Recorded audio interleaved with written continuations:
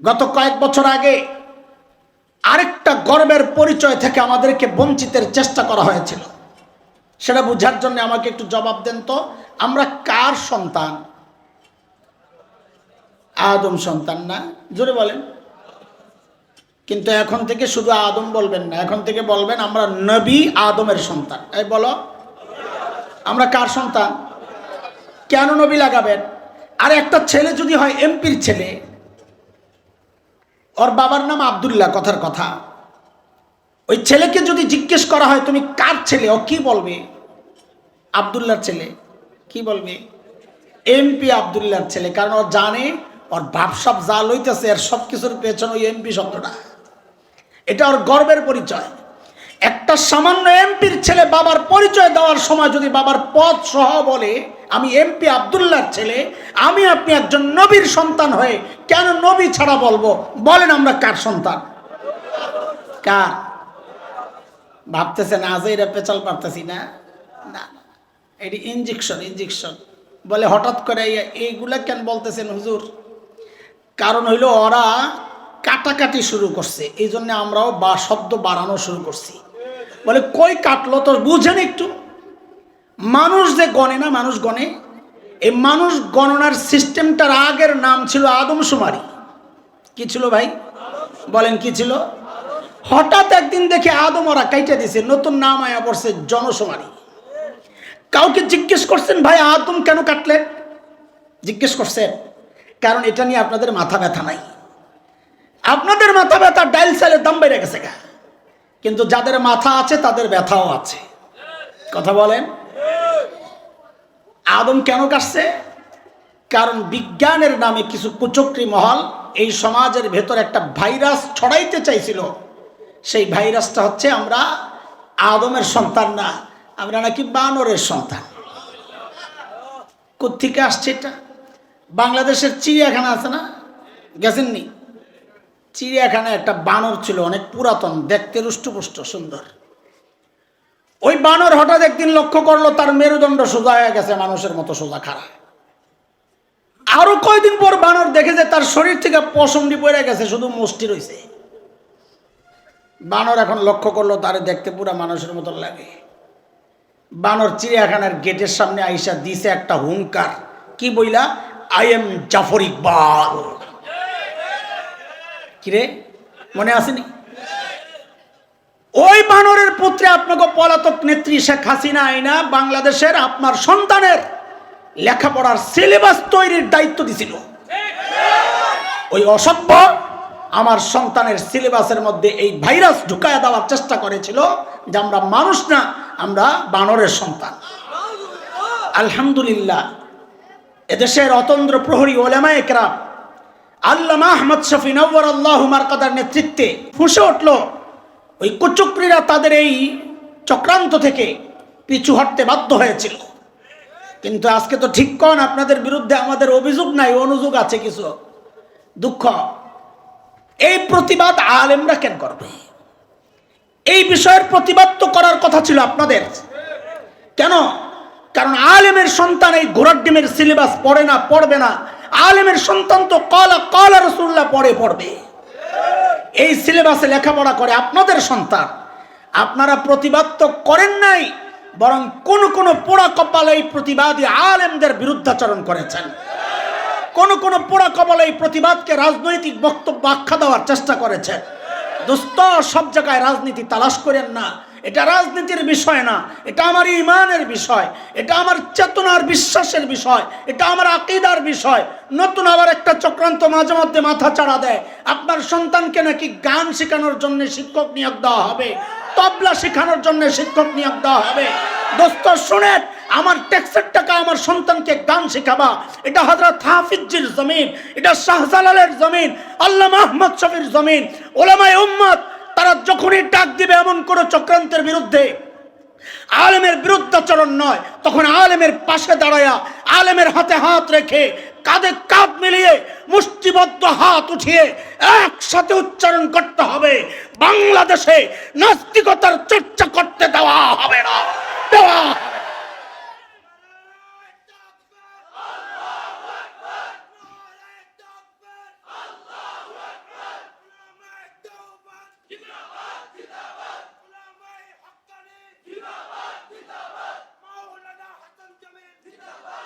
মুহতারাম হাজরিন, থাকবেন তো নাকি? আপনাকে কেমনি বিশ্বাস করুম? আপনারা মাহফিলায় ঠিক কোন ভোট দেন আরেক জায়গায়। কিরে ভাই, কথা ঠিক নেই? আচ্ছা বাদ দেন, ভোট তো গেছে, সামনে খেয়াল রেখে। সমস্যা কয়টা? আচ্ছা কথা কন, সমস্যা কয়টা? আরে মনে আসেনি পড়া, ভুলে যান নাই তো? বলেন সমস্যা কয়টা? সমাধান আল্লাহর হাবিব ওই দুই সমাধান সহ যখন ওই বর্বর আরবদের পেছনে মেহনত করা শুরু করলেন, আহারে ওই বর্বর আরবদের পরিচয় এখন আর বর্বর নাই, পরিচয় পাল্টায় গেছে। বলে নতুন পরিচয় বলেন। বলে আমি কি বলবো? আল্লাহকে জিজ্ঞেস করো না, মালিককে জিজ্ঞেস করলাম। মালিক ওই বর্বর আরবদের নতুন পরিচয় বলেন। আল্লাহ জানায়া দিলেন, সীমাহুম ফি উজুহিম মিন আসারিস সুজুদ। আল্লাহ বলেন ওদের চেহারার মধ্যে সেজদার চিহ্ন পাইবা। বলে সেজদার চিহ্ন তো বাহির দিয়া, তার মানে বাহিরে ফিটফাট আবার ভেতরে সদরঘাট কিনা? আল্লাহ বলেন না না না, আমার নবীর সাহাবীদের বাহিরও এক নাম্বার, ভেতরও এক নাম্বার। বলে ভেতরে যে এক নাম্বার আমরা বুঝবো কেমনি? আল্লাহ যেন বলেন তোর বুঝার দরকার কি, আমি ওদের ভেতরের পরীক্ষা নিয়েছি, ওই পরীক্ষায় ওরা পাস। কার কথা? 26 নম্বর পারার সূরাতুল হুজুরাত 3 নম্বর আয়াত। আল্লাহ বলেন, ইন্নাল্লাযীনা ইয়াগুদ্দুনা আসওয়াতাহুম ইনদা রাসূলিল্লাহ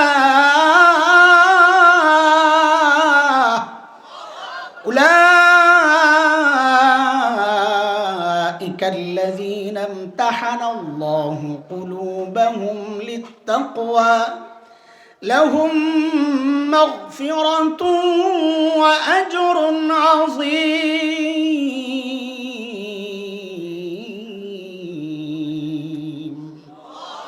আল্লাহ বলেন ওদের ভেতরে পরীক্ষা নিয়ে দেখছি আমি, ওই পরীক্ষা ওরা পাস। আরে আমার আপনার তাকওয়া আমাদের পাশের মানুষ স্বীকার করে না। বউ স্বীকার করে না আমি মুত্তাকি, পিশাব করে জিগান বউ মরি দিয়েছিনি। আচ্ছা অন্য পিশাব করে দোষী বানায় লাভ নাই, আমারটা শোনেন, আমারটা আমার কাছে হয় নাই ভাই, ও চিনা আছে আপনার ঘরে। আমার আপনার তাকওয়ার সাক্ষী আমাদের পাশের মানুষরা দেয় না, আর আল্লাহর নবীর সাহাবীর তাকওয়ার সাক্ষী আরে পাশের মানুষরা তো বটেই, আল্লাহ নিজ নবীর সাহাবীর তাকওয়ার সাক্ষী দিতেছেন যে তারা মুত্তাকি। ও পোড়া কপাল, কার বিরুদ্ধে জবান খোলো? ও পোড়া কপাল, কার বিরুদ্ধে কলম ধরো? উলামায়ে দেওবন্দের আকীদা এটা, আমাদের চেতনার বিষয় এটা। যারাই সাহাবীদের বিরুদ্ধে কলম ধরবে, জবান খুলবে, দুনিয়ার মানুষের সামনে সে বহুত বড় আল্লামা হইতে পারে, বহুত বড় পণ্ডিত হইতে পারে, উলামায়ে হক্কানির কাছে সে একটা নষ্ট, ভ্রষ্ট, গুমরাহর পথভ্রষ্ট। সাহাবীদের বিষয়ে কখনো কলম ধরবো না ইনশাআল্লাহ, বলেন ইনশাআল্লাহ। সাহাবীদের বিরুদ্ধে কখনো জবান খুলবো না ইনশাআল্লাহ, ঠিক আছে ইনশাআল্লাহ। নবীজিকে জিজ্ঞেস করলাম, ইয়া রাসূলুল্লাহ, যাদের পেছনে ওই মেহনত করলেন ওই বর্বরদের নতুন পরিচয় বলেন। আল্লাহর হাবিব যেন বলে উঠলেন, এরে আমার সাহাবীদেরকে তোরা বর্বর বলিস না, ওরা আর এখন বর্বর নাই। বলে তোর নতুন পরিচয় বলেন না তো? নবীজি বলেন, খায়রুল কুরুনি কারনি, ওরা আর বর্বর নাই, ওরা এখন মানব ইতিহাসের সর্বশ্রেষ্ঠ মানুষ হয়ে গেছে। নবীদের পর হযরত আদম থেকে কিয়ামত পর্যন্ত বলেন সর্বশ্রেষ্ঠ মানুষ কারা? না এই যুগের মানুষ? তো এই যুগের পান্ডারা পণ্ডিতি দেখায়, পণ্ডিত না এরা পান্ডা, যারা সাহাবীদের বিরুদ্ধে কলম ধরে, সাহাবীদের দোষ তালাশ করে বেড়ায়, নিজেদের দোষ ঢাকার জন্য সাহাবীদের কোটাই না নিয়ে। এমন অসভ্য মানুষ আছে না এই সমাজে? ওলামারা কথা বলেন না, আছে না নাই? যারা সাহাবীর দুশ্মন তারা আমার দুশ্মন, বলেন বলেন, এটা বলেন ঠিক করে বলেন, আগে বলেন যারা সাহাবীর দুশ্মন তারা আমাদের দুশ্মন, আর যারা সাহাবীর দুশ্মন তারা নবীর দুশ্মন। কথা বলেন। আল্লাহ এইরকম ভয়ঙ্কর পাপ থেকে আমাদেরকে হেফাজত করে। শুনেন, গাড়ি একটা আইসে দেখছি, মনে হয় আশাবি ভাই আসছে, থাকান দোকানে গাড়ি আমার নাই তো, গাড়ি তো গেছে। আর থাকলেও গাড়ির চেয়ে আমার চেহারাটা কি গাড়ির চেয়েও খারাপ, তা আমারটা দেহা বাদ দিয়ে গাড়ির দিকে দেখতে চায়। কি যে মানুষ, না গাড়ি আর দেখেন নাই কোনো সময়। আচ্ছা শোনেন, আমরা গুছাইয়া ফেলি, যেহেতু মুখস্থ করার ওয়াদা আছে, মনে আছে নি? পোলা ভাইন সামনে বলবে জি জি করো, আমি পড়া জিজ্ঞেস করলে না পারলে কিন্তু মুরগি বানাই দেবো। তো এই জন্যে আমরা পড়াগুলারে গুছাইয়া দিই যেন আপনাকে মুখস্থ থাকে। আচ্ছা বয়ানের পরে খিচুড়ি আসেনি? হাসে, আসেনি? আলহামদুলিল্লাহ কর। খিচুড়ির মাহফিলে যায় বয়ান করতে ভালো লাগে না, কারণ খিচুড়ির মাহফিল আর মাহফিল থাকে না, এটার মধ্যে একটা ওরস ওরস ভাব আসে। কিরে ভাই, আর খিচুড়ির মাহফিল আর এমনি নর্মাল মাহফিলের দুইটা মৌলিক পার্থক্য আছে। খিচুড়ির মাহফিলে টুপি ছাড়া শ্রোতা থাকে বেশি। খিচুড়ির মাহফিলে রাত যত গভীর হয় মানুষ খালি বাড়তে থাকে, খিচুড়ি দেওয়ার টাইম হইতাছে। আমাদের বয়ান করতে মন চায় না, কারণ তখন চিন্তায় থাকি যেগুলা বসা এগুলা খিচুড়ির কাস্টমার না ওয়াজের কাস্টমার, আল্লাহ জানে। কিন্তু যখন শুনি খিচুড়ি মিচুড়ি নাই, তখন বুঝি যারাই বসছে দুটো কথা শোনার জন্যই বসছে নাকি। আলহামদুলিল্লাহ বলেন না। খিচুড়ি তো দিবে না, যেহেতু আমরা আজকে আপনাদেরকে ওয়াজের 2টা প্যাকেট দিয়ে দেবো ইনশাআল্লাহ।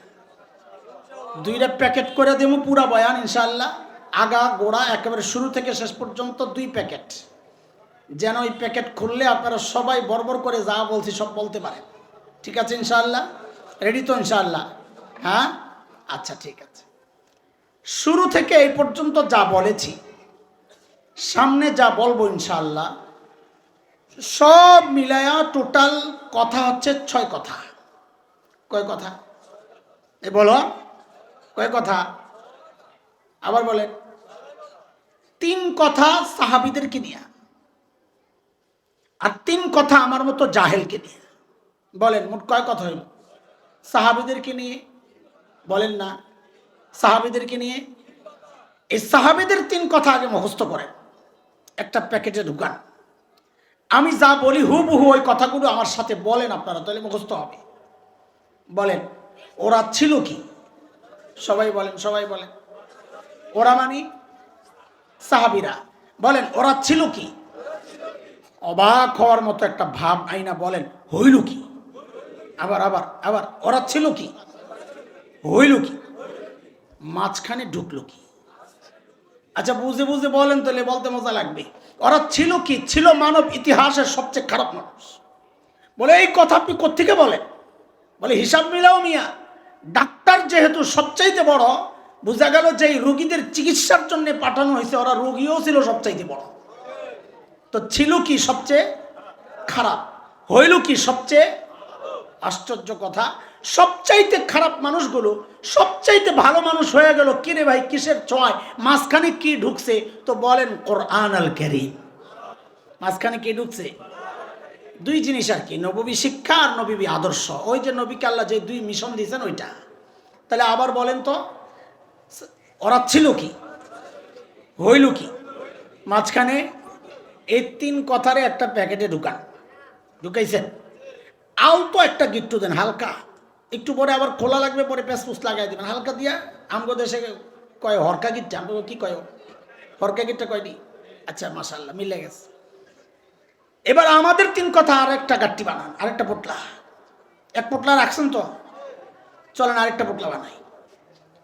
আমাদেরকে নিয়ে কয় কথা খেয়াল করে দেখেন। সাহাবায়ে কেরাম ওদের ওই বর্বর যুগে যেই অপরাধগুলো তারা করত, মুসলমান হওয়ার পর যেই অপরাধগুলো তারা ছেড়েছে, দুর্ভাগ্যজনক হলেও সত্য, সেই অপরাধগুলো এই সমাজের মানুষ শুধু করছে না, আরো বেশি মাত্রায় করছে। না মিলে না? ভালো মানুষ আপনারা না? আচ্ছা ঠিক আছে। দ্বিতীয় কথা হচ্ছে, সাহাবায়ে কেরাম যে কোরআন ধরে সর্বশ্রেষ্ঠ মানুষ হয়ে গেল, এই সমাজের মানুষ সেই কোরআনকে ছেড়েছে। একটু বলেন তো বুঝে শুনে, এই যে কাজটা হইল, এটা আমাদের জন্য আফসোস না গর্ব? জোরে কোন? হ্যাঁ। তাইলে এবার আমাদের 3 কথা মিলাইয়া পোটলা আরেকটা বানান। বলেন আমার সাথে, ধরলাম কি? কি ধরছি? ওই যে পাপাচার যেগুলো সাহাবীরা ছাড়ছে আমরা এটি ধরছি। তো বলেন ধরলাম কি? আফসোসের একটা সুর আইনা বলতে হবে, ছাড়লাম কি? কোরআন ছাড়ছি আর কি, বলেন আবার ধরলাম কি? ছাড়লাম কি? মুনাজাতের মতো হাত ওঠান তো। আল্লাহুম্মা সাল্লি আলা মুহাম্মাদ। আলহামদুলিল্লাহ বলেন না। হ্যাঁ আবার বলেন, মনে আসেনি কথা? ধরলাম কি? এটা কাদের কথা? আমাদের কথা। সাহাবেদেরকে নিয়ে কয় কথা? ওই প্যাকেট মনে আসেনি? আমাদেরকে নিয়ে কয় কথা? বয়ান শুরু করি নাই, সাজাইতেছি গুছাইতেছি আর কি, এরপরে শুরু করবো ইনশাআল্লাহ। আমাদের 3 কথা আগে মুখস্থ করি। বলেন ধরলাম কি? ছাড়লাম কি? আহারে করলাম কি? না না, আহারে পছন্দ হয় না আমার। এমন ভাবে আহারে বলবেন যেন ভেতর থেকে কলিজা পুড়ে গেছে এমন গন্ধ বাইর হয়। আপনার আহারের উচ্চারণ বলবে আপনি কতটা কষ্ট পাইছেন। বলেন ধরলাম কি? ছাড়লাম কি? আহারে করলাম কি? কিছু হয়েছে। এই 3 কথারে আরেকটা পটলায় ঢুকাইয়া শক্ত করে গিট্টু একটা লাগাইছেন। চলেন আগের পটলা খোলেন, এবার শুরু হইতেছে বয়ান। কয় পটলা হয়েছে? কথা কয়টা? সাহাবীদেরকে নিয়ে কয় কথা? তাড়াতাড়ি বলো, আমার কাম। সাহাবীদেরকে নিয়ে কয় কথা? ওই 3 কথা কি? ওরা ছিল কি? হইল কি মাঝখানে? মাশাআল্লাহ, পড়া তো মুখস্থ হয়েছে দেখা যায়। চলেন ওই 3 কথা দিয়ে আমরা কথা শুরু করি শুরু থেকে ইনশাআল্লাহ। হ্যাঁ মুখস্থ হইতেছে নি? ছিল কি? এই ছিল কির আলোচনা এতক্ষণ হয়েছে। ছিল বর্বর আরব, 1 পয়সার জন্য যারা মানুষ খুন করত, মূর্তি পূজা যেন মিস না হয়, বগলের নিচে করে ছোট্ট মূর্তি একটা নিয়ে সফরে যাইত। মেয়ে সামাজিক কলঙ্ক মনে করে বাবা নিজের হাতে নিজের কলিজার টুকরা মেয়েকে জীবন্ত দাফন করে দিত। এই হইল ছিল। সেই মানুষগুলাই, অন্য কেউ না, সেই মানুষগুলাই নবীজির ওই 2 মিশন, একটা হচ্ছে কোরআনী শিক্ষা, আর একটা হচ্ছে নববী দীক্ষা, নবীর চারিত্রিক বৈশিষ্ট্য দিয়া সেই মানুষগুলার পেছনে যখন নবীজি মেহনত করলেন, সেই মানুষগুলাই হইল কি? এবার হইল কি দেখাই চলে।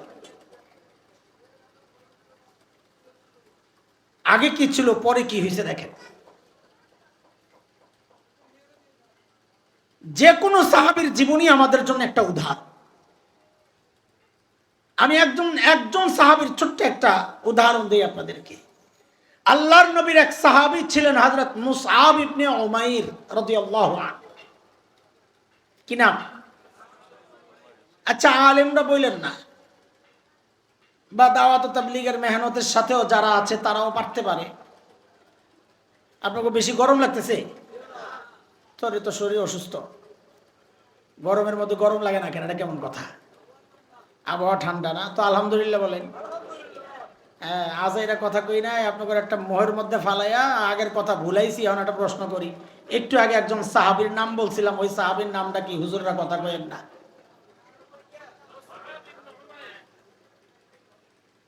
এক ভাই বলছে, কিরে পোলা ভাইয়ের নাম কি? কি যে কয় আল্লাহ জানে। ভাই থাক, তুই কইস না, কারণ বাপের নাম আরেক জায়গায় লয়ে গেছে গা, কি একটা কইয়া দিছে। আচ্ছা শোনেন, এটা বুঝার জন্য আর একটা জিনিস একটু বলি। ওই যে ভারতের ক্রিকেট দল আছে না, আসেনি না? বাদ দিছে।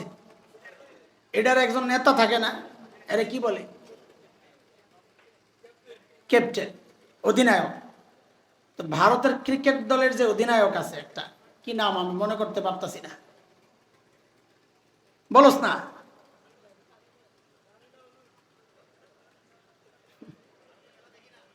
খেলা দেখো না?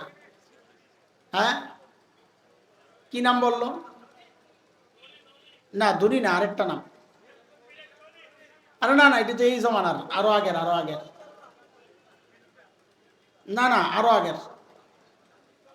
তোরা আমরা যখন পোলাবেন আসছিলাম তখনকার, এখন তো এগুলো তো এই জমানার।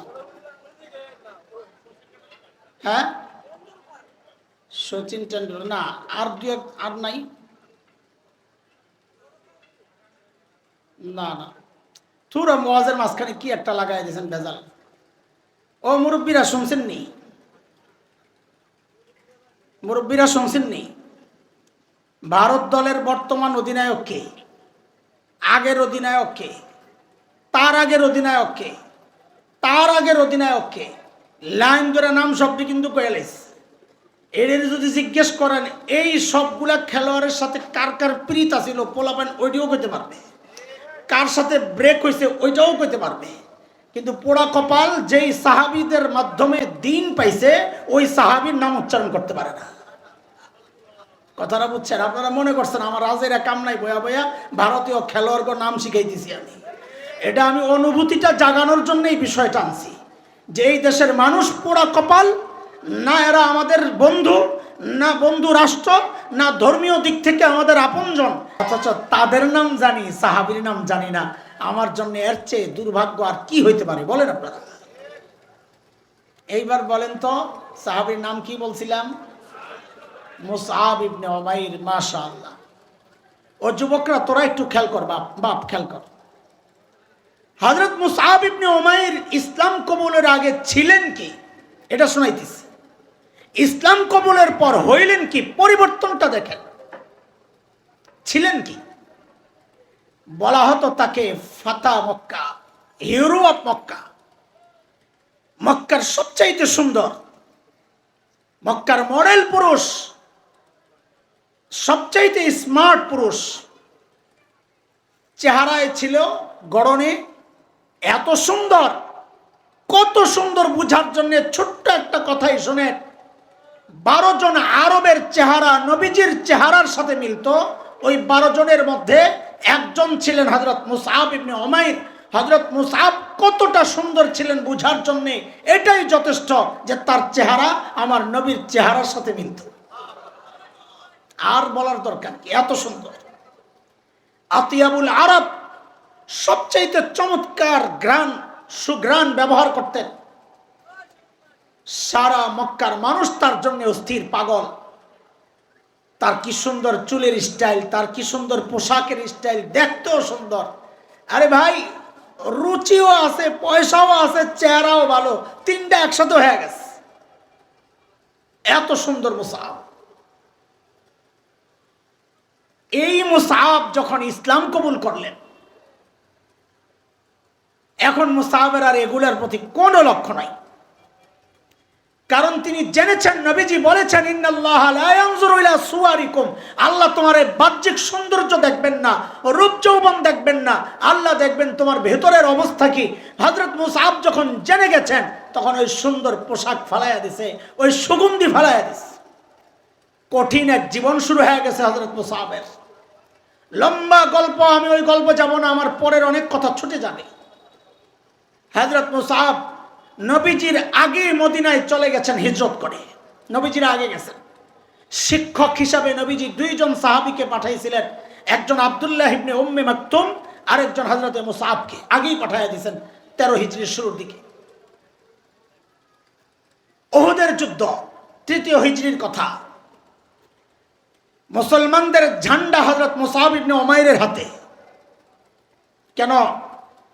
কারণ মুসআবের অনেক কুরবানি আছে। কুরাইশ মক্কা থেকে যারা আসছেন মুহাজির, তাদের কাছেও মুসআবের একটা মর্যাদা আছে। আবার আনসার মদিনা ওয়ালাদের কাছেও মুসআবের একটা মর্যাদা আছে, কারণ তিনি তো তাদের শিক্ষক। তো ঝান্ডা হযরত মুসআব ইবনে উমাইরের হাতে। আপনারা জানেন উহুদের ঘটনা, আমি ওই ঘটনায় যাব না, আমার ওই সময় নাই। হযরত মুসআব শহীদ হয়েছেন। বুখারীতে আসছে রিওয়ায়াত, 4045 নম্বর রিওয়ায়াত। হযরত আব্দুর রহমান ইবনে আউফ রাদিয়াল্লাহু আনহু বর্ণনাকারী। ও যুবক, শোনো, খেয়াল করে মোশন করো তো, শোনো। হযরত আব্দুর রহমান ইবনে আউফ বলেন, মুসআবের লাশ যখন দাফন করতে গেছি, শহীদের লাশ দাফন করার কিছু ব্যতিক্রম সিস্টেম আছে, জানেননি আপনারা? কি সিস্টেম দুই একটা বলেন তো? বিনা গোসল। মাশাআল্লাহ, বিনা গোসলে শহীদের দাফন দেয়। আরেকটা নিয়ম হচ্ছে, যেই কাপড়ে শহীদ হয় ওই কাপড় দিয়েই তাকে দাফন দেয়। ঠিক আছে? সেই হিসাবে হযরত মুসআবকে তো দাফন দিবে তার শরীরের কাপড় দিয়া। হযরত আব্দুর রহমান ইবনে আউফ বলেন, আরে মুসআবকে যে তার শরীরের কাপড় দিয়া দাফন দিব, সেই মুসআবের গায়ে তো পর্যাপ্ত কাপড় নাই। বলে আছে কি? বলে একটা চাদরের টুকরা, এটা দিয়া সতর ঢাকছে। হযরত আব্দুর রহমান ইবনে আউফের শব্দ, আমি যে কথাগুলো এখন বলবো, হযরত আব্দুর রহমান ইবনে আউফ বলেন যে মুসআবকে যখন তার শরীরের কাপড় দিয়া কাফন দিতে গেছি, ঢাকতে গেছি, পরিস্থিতি কি হয়েছে? বলে ইন গুত্তিয়া বিহা রাসু বাদাত রিজলা ওয়া ইন গুত্তিয়া বিহা রিজলা বাদা রাসু। কাহেরে ওই কাপড় দিয়া মুসআবের মাথা ঢাকতে গেলে পাও খালি হয়ে যায়, পাও ঢাকতে গেলে মাথা খালি হয়ে যায়। ছিল কি? সবচাইতে ফ্যাশনেবল পোশাক পরতো যে, সবচাইতে স্টাইলিশ পোশাক পরতো যে, সেই মুসআবের পরিবর্তিত জীবনটা দেখেন।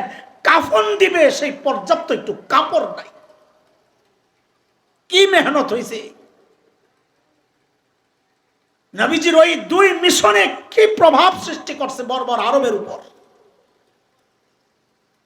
নবীজির কাছে খবর গেছে, ইয়া রাসূলুল্লাহ ইন গুত্তিয়া বিহা রাসু বাদাত রিজলা ওয়া ইন গুত্তিয়া বিহা রিজলা বাদা রাসু। ইয়া রাসূলুল্লাহ, মুসআবের তো এই অবস্থা, মাথা ঢাকতে গেলে পা খালি হয়ে যায়, পা ঢাকতে গেলে মাথা খালি হয়ে যায়। এখন আমরা কি করব? কেমনে দাফন দিব? নবীজি জানায়া দিলেন, আমার মুসআবের মাথাটাই ঢেকে দাও। এক রকমের ঘাস পাওয়া যায় আরবে, ইসখির বলে, বলে ওই ঘাস দিয়া পাওগুলা ঢেকে দাও। যুবক, হায়, কাদের কথা শোনাচ্ছি? বর্বর আরবদের কথা শোনাচ্ছি। ছিল কি, হইল কি? এখন শুধু ছোট্ট করে আমাকে বলেন, এই যে পরিবর্তনটা কিসের ছোঁয়ায়? জোরে বলেন, জোরে বলেন। কোরআনের শিক্ষা, নববী দীক্ষা, দুইটাই বলবেন। মানে কোরআন সুন্নাহ একসাথে বলেন। বলেন কয় জিনিস? এই পরিবর্তনটা করছে কয় জিনিসের মাধ্যমে? সমস্যা কয়টা? সমাধান? সারা দুনিয়ার সমস্ত সমস্যার পেছনের মৌলিক কারণ কয়টা? এটাও মনে রাখেন, সারা দুনিয়ার সমস্ত সমস্যার সমাধানের রাস্তাও ওই দুইটাই, কোরআন আর সুন্নাহ। নবীজি দুই সমাধান দিয়া বর্বর আরবকে সাহাবী বানাইছেন, আল্লাহর কাছে সবচেয়ে প্রিয় বানাইছেন। কিয়ামত পর্যন্ত অন্য কোন তন্ত্র মন্ত্র আর ইজমে কাজ হবে না, দুর্নীতি দূর হবে না, চুরি ডাকাতি বন্ধ হবে না, ধর্ষণ বন্ধ হবে না, ছিনতাই বন্ধ হবে না। যদি বন্ধ করতে হয়, জমিন যার, শাসনও চলবে তার। আল্লাহর জমিনে আল্লাহর বিধান ছাড়া, কোরআনী শাসন ছাড়া শান্তি আসতে পারে না, পারে না, পারে না, পারে না। কথা বলেন, সমাধান কয়টা? আমাকে আবার বলেন, সমস্যা কয়টা? সমাধান? আল্লাহ সাহাবীদের কয় কথা? তাড়াতাড়ি তো আমাদের মূল পয়েন্টে যাইতে হবে। কয় কথা বলেন তো? ছিল কি? কি ছিল বলেন? বর্বর আরব, এক পয়সার জন্য মানুষ খুন করত, বর্বরতা। সেই মানুষগুলাই হইল কি? সবচেয়ে ভালো মানুষ, মানব ইতিহাসের সর্বশ্রেষ্ঠ মানুষ। আমাকে আবার আপনাদের সাথে যুক্ত হইতে হবে। আবার আমার সাথে একটু কথা বলেন।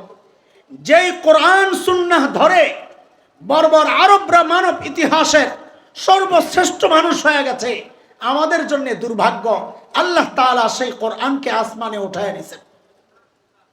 কথা বলেন। আরে জিনা হানা একটা তো কইবেন, জোরে কোন, যেটাই বলেন জোরে বলেন। ওই কোরআন আল্লাহ আসমানে উঠায় নিছেন।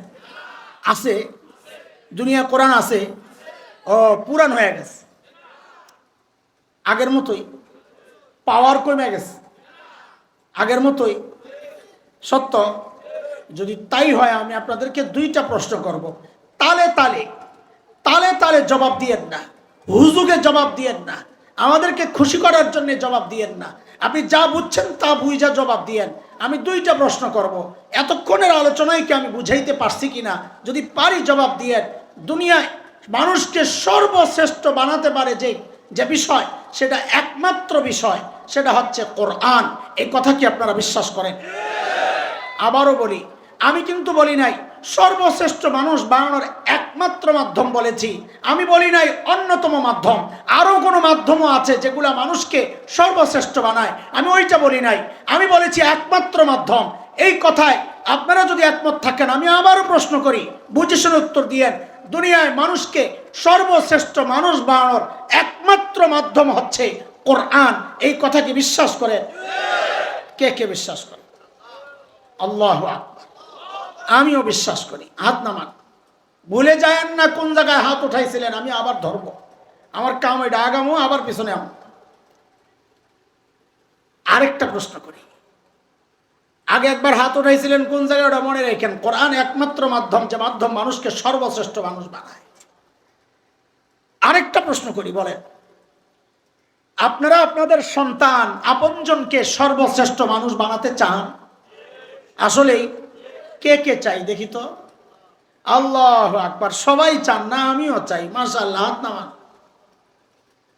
কয় জায়গায় হাত উঠাইছেন বলেন আবার, কয় জায়গায়?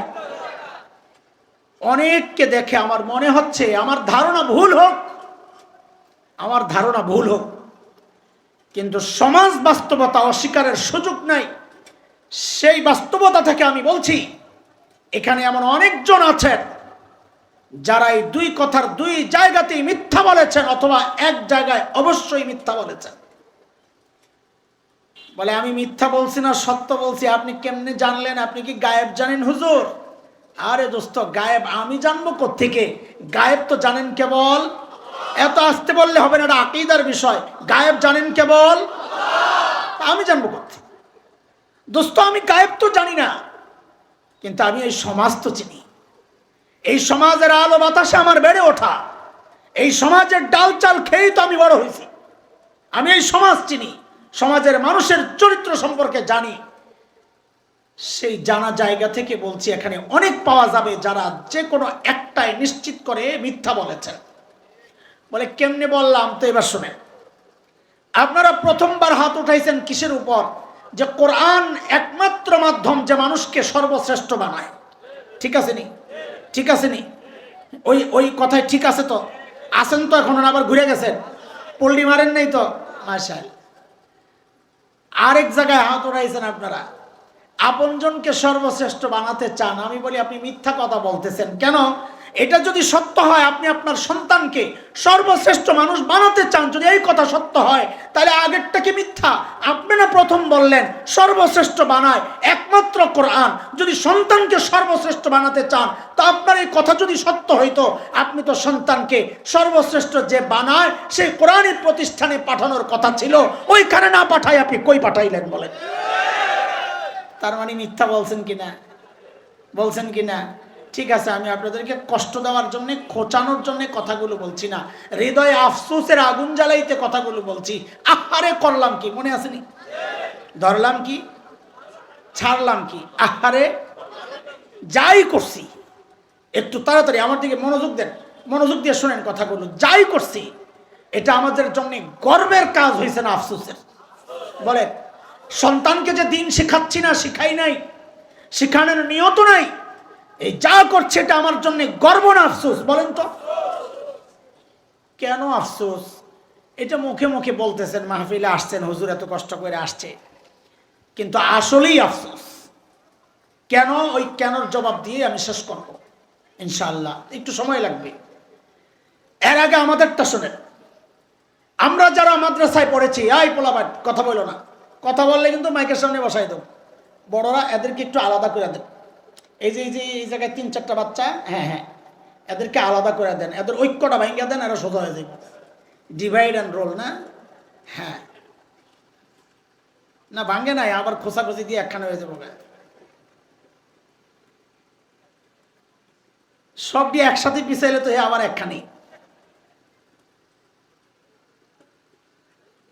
খেয়াল করে মনোযোগ দেন। আমরা যারা মাদ্রাসায় পড়েছি, ও ভাই কথা শুনেন, আমরা যারা মাদ্রাসায় পড়েছি, আমি হলফ করে বলতে পারি, দায়িত্ব নিয়ে বলছি, আমরাও ঠকি নাই, আমাদের বাবা মাও আমাদেরকে মাদ্রাসায় পড়ায় তারাও ঠকেন নাই। কেন ঠকি নাই, কেন তারা ঠকেন নাই, এই বিষয়ে লম্বা কথা বলবো না। তাইলে বলবেন নিজের ঢোল নিজে পিটাইতেছে না। হালকা ভাবেই বলি, কেন আমি ঠকি নাই, আমারটা বলছি।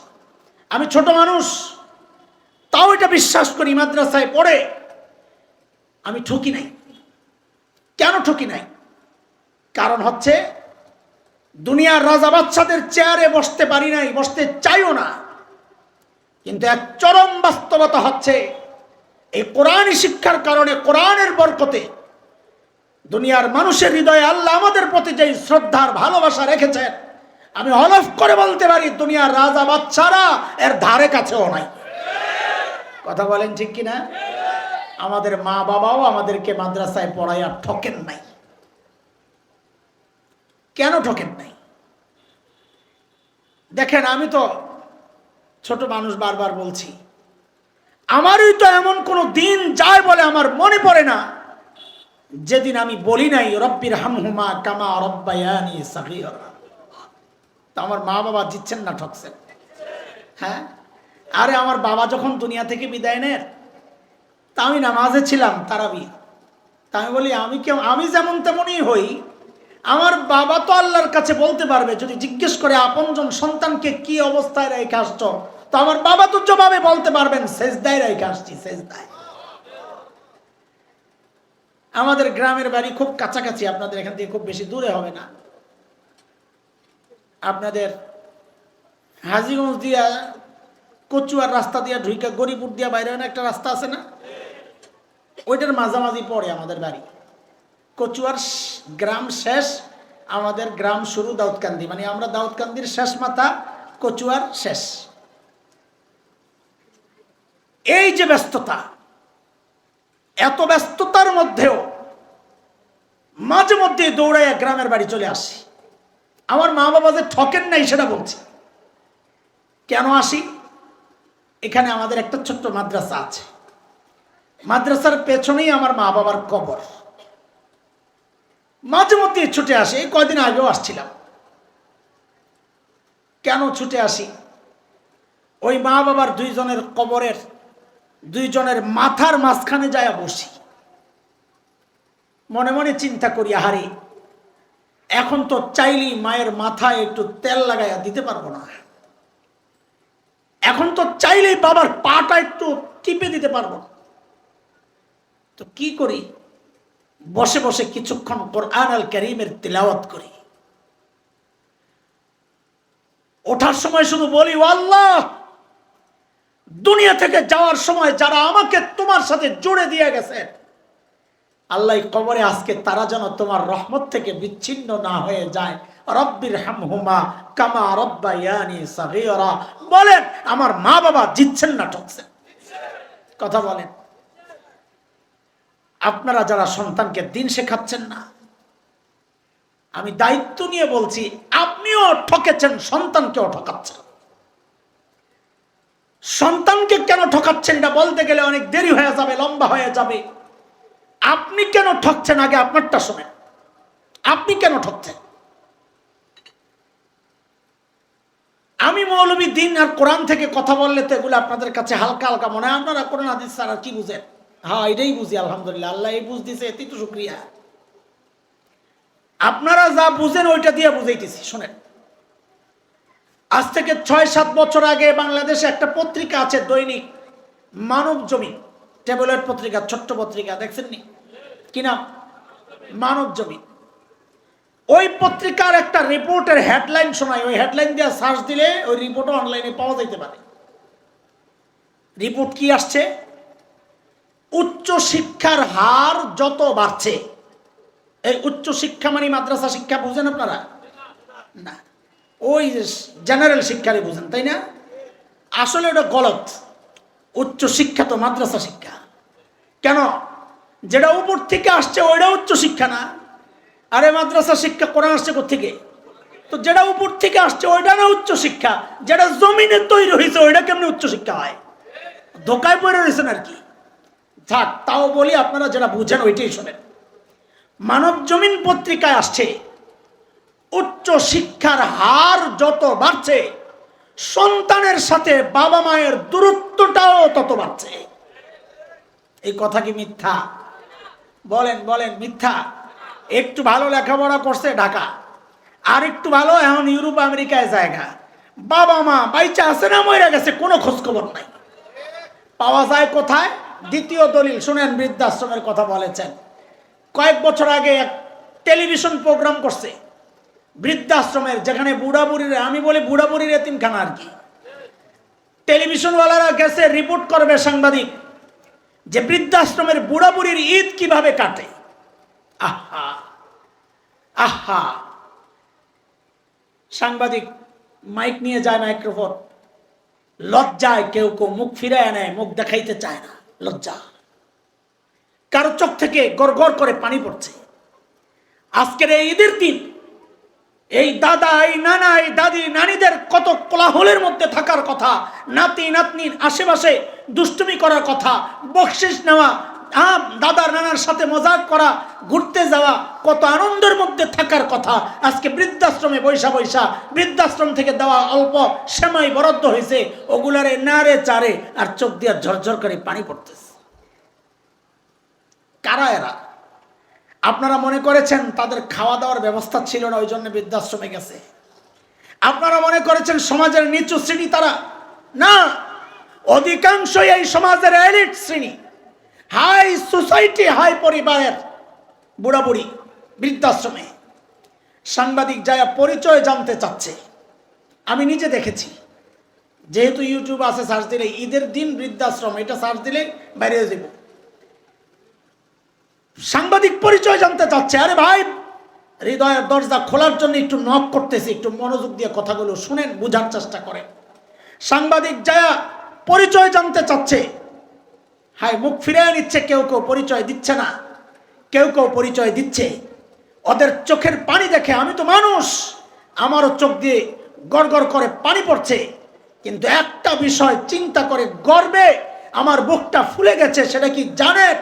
এতজন বুড়া বুড়ি যে নিজেদের পরিচয় দিল, খোদার কসম খায়া বলি, একজন বুড়িও তার পরিচয় দেওয়ার সময় বলেন নাই আমি হাফেজের মা। একজন বুড়াও তার পরিচয় দেওয়ার সময় বলেন নাই আমি আলেমের বাবা, বরং বলেছেন আমি ডাক্তারের বাবা, আমি ইঞ্জিনিয়ারের বাবা। ছেলে মেয়ে ইউরোপ আমেরিকায় থাকে, কানাডা থাকে, অস্ট্রেলিয়ায় থাকে, এই কথা বলছে আর কান্না করছে, বাচ্চাদের মতো হাউমাউ করে কান্না শুরু করছে। তারপরেও মনে মনে ভাবেন আপনারাই দিচ্ছেন, আমরা মৌলবীরাই ঠকে গেছি, ভাবতে থাকেন, গর্ব করেন, তাই না? ছেলে ডাক্তার, এটা আপনার গর্ব, ছেলে ইঞ্জিনিয়ার, এটা আপনার গর্ব। তো গর্বের ছোট্ট একটা গল্প শোনেন, আমার জীবনের গল্প। আমি যেই মসজিদে জুমার নামাজ পড়াই, অনেকে জানেন হয়তো, science laboratory, Dhanmondi new market মাঝখানে, এটা আমাদের ঐতিহ্যের মসজিদ। আমার বাবা ছিলেন এই মসজিদেই এক নাগারে প্রায় 44 বছরের খতিব, 4-4-44, আমারও প্রায় 26 বছর হয়ে গেছে। বাপ বেটা মিল্লা একই মসজিদের জুমা পড়াইতেছি প্রায় 70 বছর চলছে। মানুষও ছাড়ে না, আমরাও যাই না, চলছে গাড়ি যাত্রা বাড়ি। তা আমি তো এলাকার ছেলের মতো, সবাই আমার আদর করে, কেউ আপনি বলে, কেউ তুমি বলে, কেউ তুইও বলে, দেখছে ছোট থেকে পাচ্ছি। এখন গুলশান, বনানী, বাড়িধারা কিছু হাই সোসাইটির আলাদা হয়েছে। এক সময় সব বড়রা ধানমন্ডিতে থাকত। ধানমন্ডি ছিল ঢাকার সবচেয়ে এলিট শ্রেণীর থাকার জায়গা। ওই সময়ের একজন বড় মানুষ দুনিয়া থেকে বিদায় নিয়েছেন, যার ছেলে পিএইচডি করা এক ডক্টর, আমেরিকার এক ইউনিভার্সিটিতে প্রফেসর, মারা গেছেন বুড়া। এলাকার মুরব্বীরা আমাকে বললেন, বাবা এই ভদ্রলোকের সাথে তোমার বাবার খুব সম্পর্ক ছিল, জানাজা তুমি পড়াইলে পারিবারিকভাবে তারা একটু তৃপ্তি পাবে। ঠিক আছে, আমি তো খালি জুমা পড়াই, আর যাওয়া হয় না, ঠিক আছে পড়াবো। লাশ আনা হয় নাই, হসপিটালে রেখে দিছে, ছেলে আমেরিকা থেকে আসবে, ভালো ছেলে, নাইলে আসতো না, নাইলে বলতো মাটি দিয়া দেন, টাকা পয়সা যা লাগে বাড়াই দেবো। ছেলে আসছে আমেরিকা থেকে, হসপিটালের আনুষ্ঠানিকতা সেরে লাশ যখন আসছে জানাজার জন্য আমাদের মসজিদে, আমি জানাজায় দাঁড়াবো, পাশে ওই ভদ্রলোক। জানাজার ঠিক আগ মুহূর্তে দেখি ভদ্রলোক বাচ্চাদের মতো হাউমাউ করে কান্না শুরু করছে। আমি তো অবাক হইয়া তাকায় আছি। কেন অবাক হইলাম? বাবা মারা গেছে, সন্তান কান্না করবে, অবাক হওয়ার কি আছে? আমি অবাক হয়েছি এই জন্যে, এই টাইপের মানুষকে খুব একটা কান্না করতে দেখি না, সেই জন্যে। যারা বিদেশ বিদেশ ঘুরছে, অনেক লেখাপড়া করছে, মাথার মধ্যে স্টেডিয়াম হয়ে গেছে চুল পড়তে পড়তে, কান্না কমে যায়। তো আমি অবাক হইয়া ভাবলাম আখের বাবা তো একটু সান্ত্বনা দিই। তো কাছে টেনে বললাম, ভাই বাবা মারা গেছে, খারাপ লাগতেছে। ভাই আমার তো বাবাও নাই মাও নাই, একদিন আপনিও থাকবেন না, আমিও চলে যাব, সবর করেন, ধৈর্য ধরেন। ভদ্রলোক আমাকে বলেন কি জানেন, হুজুর বাবা চলে গেছেন, আমি সেই জন্য কান্না করছি না। আমি তো আরো অবাক হয়ে গেছি, বলে কি, তো কি জন্য কান্না করছেন?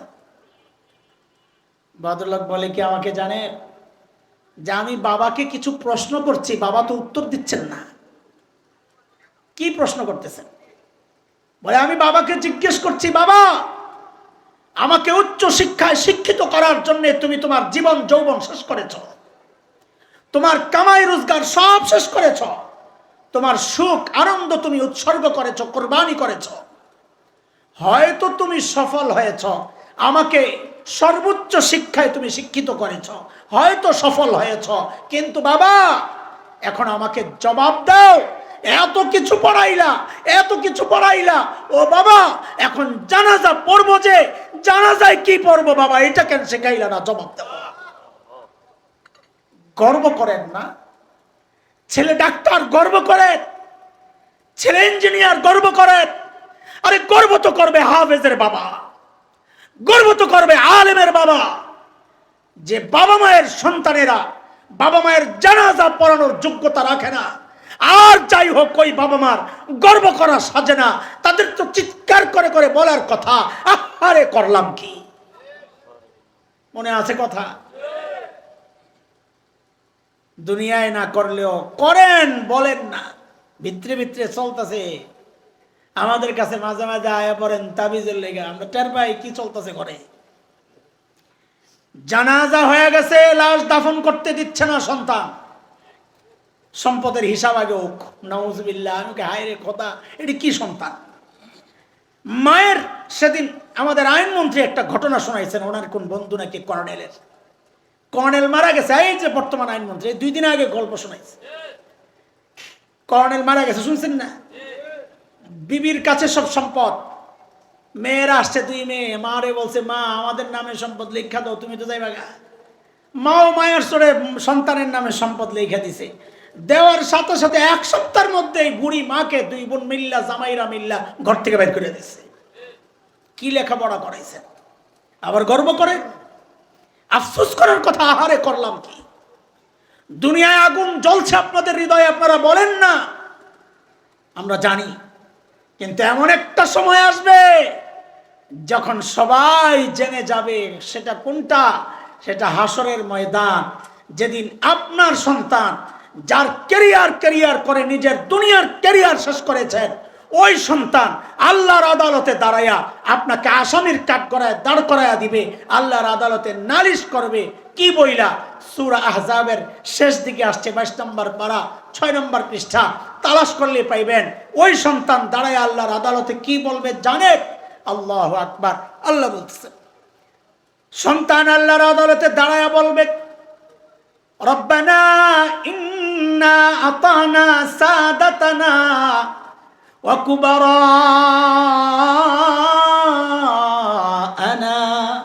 ফাআদাল্লুনা আস-সাবিলা রব্বানা আতিহিম দি'ফাইনি মিনাল আযাব ওয়ালআনহুম লা'নান কাবীরা। আল্লাহ, আমার বাবা মা, আমার অভিভাবক, যাদের কথায় দুনিয়ায় চলেছি, আল্লাহ তারা আমাকে পথভ্রষ্ট করেছে, আজকে তাদের জন্য আমি ডাবল শাস্তি চাই। কয় শাস্তি বলেন? কয় শাস্তি চাই? সন্তান বাবার বিরুদ্ধে কয় শাস্তি চায়? সন্তান মায়ের বিরুদ্ধে কয় শাস্তি চায়? আরে কথা বলেন না, কয় শাস্তি? ডাবল শাস্তি। বলে ডাবল কেন? ডাবল কেন? তাফসিরে অনেক রকমের ব্যাখ্যা আসছে, সম্ভবত হুজুর চলে আসতেছেন, আমি একটা ব্যাখ্যা দিই, শুনেন। আরে ভাই, আমার কথা এতক্ষণ বিশ্বাস করেন নাই, তো এখন এটা কি লাগে বিশ্বাস করলেন না যে পিছনে তাকায়া নিশ্চিত হইতে হুজুরের কথা ঠিক আছে কিনা? এই কার শোনাইলাম কথাবার্তা, আর তাকায়েন না, ঠিক আছে? আসলে দেখবেন না, আসলে দেখবেন, অসুবিধা নেই। ডাবল কেন এটা বুঝেন। বলে অপরাধ দুইটা। কয় অপরাধ? আগে এমনি বুঝেন, পরে তাফসীর বুঝেন। খাওয়ানোর দায়িত্ব ছিল, খাওয়ায় নাই, এক অপরাধ। পরিবর্তে বিষ খাওয়াইছে, বিষ, এটা আরেক অপরাধ। কথা ঠিক কিনা? প্রত্যেক বাবা মার জন্য সন্তানকে দিন শেখানো এটা বাবা মার দায়িত্ব ছিল, সেই দায়িত্ব আদায় করে নাই, এক অপরাধ। খালি দায়িত্ব আদায় করে নাই, মূর্খ রাখছে তা না, এক অপরাধ তো করছে করছে, আরেকটা অপরাধ করছে। এমন এক শিক্ষা ব্যবস্থায় পাঠায়া দিছে যেই লেখাপড়া কইরা সে নাস্তিকতার দিকে চলে গেছে, বিষ খাওয়ায়া দিছে, এটা আরেকটা অপরাধ। দুই অপরাধ, এখন কয় শাস্তি চায়? এরপরে আবার বলে কি, যেই সন্তান আল্লাহর কাছে কান্না করার কথা, রব্বির হামহুমা বইলা আল্লাহ মা বাবার জন্য দয়া চাই, ওই সন্তান বলছে ওয়াল আনহুম লানান কাবীরা, দয়া না, দয়া না, আপনি আমার মা বাবাকে আপনার রহমত থেকে দূরে, বহু দূরে সরায়া দেন। নাউজুবিল্লাহ। এরপরে মনে মনে চিন্তা করতে থাকেন, আমরাই ঠকছি, আপনারাই জিতছেন, ঠিক আছে না? করতে থাকেন। আমি বলছিলাম আমাকে মাদ্রাসা নিয়ে কথা বলার জন্য বলা হয়েছে, মনে আছে শুরুর কথা? কেমনি মনে আছে? আইসেন তো মাঝখান দিয়া, আন্দাজি কথা। এই মাদ্রাসাগুলোতে নবী আলাইহিস সালাম যেই দুই মিশনে বর্বর আরবকে খায়রুল কুরুন বানায়া দিয়েছেন, সর্বশ্রেষ্ঠ মানুষ বানাইছেন, আমাদের এই কওমি মাদ্রাসাগুলোতে ঠিক নবীর ওই দুই মিশন নিয়েই আমরা মেহনত করি। কোরআনী শিক্ষা, নববী দীক্ষা, আখলাক চরিত্র ঠিক করা। খালি শিক্ষা দিয়াই ছেড়ে দেয় না ওস্তাদরা। এই মানুষটা পরিপূর্ণ সুন্নাহর উপর কিভাবে আসবে, এই কওমি মাদ্রাসাগুলোতে সেই শিক্ষা দেওয়ার চেষ্টা আমরা করছি। হ্যাঁ, সময়ের পরিবর্তনের কারণে মাঝে মধ্যে আমাদের কিছু সন্তান ভুল করে ফেলে, আমাদের কোনো ভাই ভুল করে ফেলে, এর দ্বারা এই পুরা মিশন প্রশ্নবিদ্ধ হইতে পারে না। এই 2-4 জনের অপরাধের কারণে এই পুরা মিশন এটা কি হইতে পারে না, দোষী হইতে পারে না। এই মাদ্রাসাগুলো, এটা নবীর সাথে যার সম্পর্ক, এটাকে যারা দোষী বানাবে, এটাকে বন্ধের চক্রান্ত যারা করবে, ওই তাদের সম্পর্ক হচ্ছে আবু জাহেলের সাথে। কথা ঠিক আছে কিনা? আল্লাহ তাআলা আমাদের এই দারুল উলুম মাদ্রাসাকে কি নাম? দারুল উলুম জায়গার নাম কি? বামুন্ডা দারুল উলুম বামুন্ডা কওমি মাদ্রাসাকে আল্লাহ তাআলা নবীজি যে দুই মিশনে বর্বর আরবকে সর্বশ্রেষ্ঠ মানুষ বানায়া দিয়েছেন, আমরাও যেন সময়ের সর্বশ্রেষ্ঠ মানুষ এই প্রতিষ্ঠান থেকে বানাতে পারি। আল্লাহ আমাদেরকে সে তৌফিক দান করেন। আল্লাহ এই মাদ্রাসাকে কবুল করেন।